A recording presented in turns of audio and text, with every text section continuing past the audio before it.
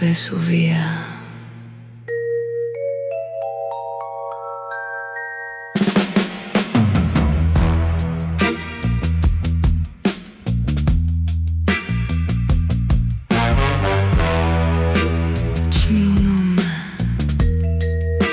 Resta dinda stanza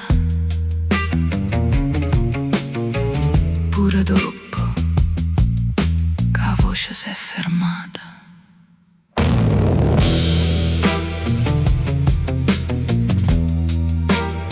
Guarda Elena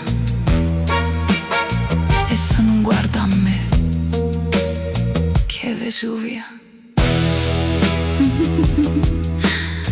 Non risponde Elena che è Vesuvia.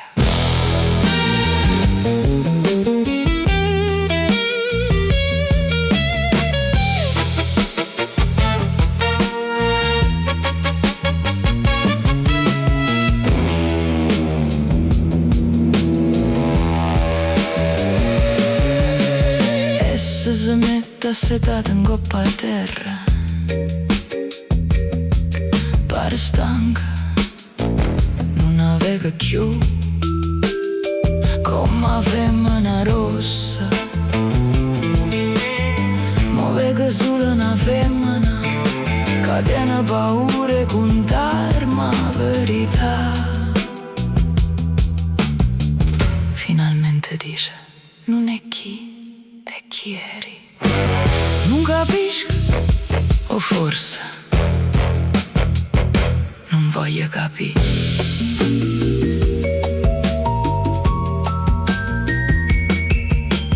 Elena piglia una tabubina, coppa scatola ci sta scritta: Vesuvia, prova 1. Sento una chitarra, poi una batteria, poi la voce mia.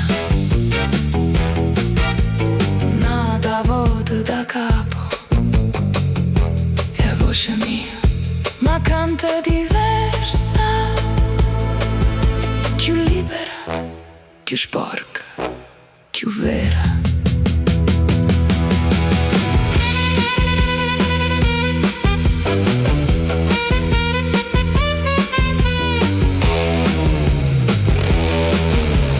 Elena dice: prima è lacrima, ci steva musica. Tu venivi qua per registrare, nessuno ti chiama Vesuvia.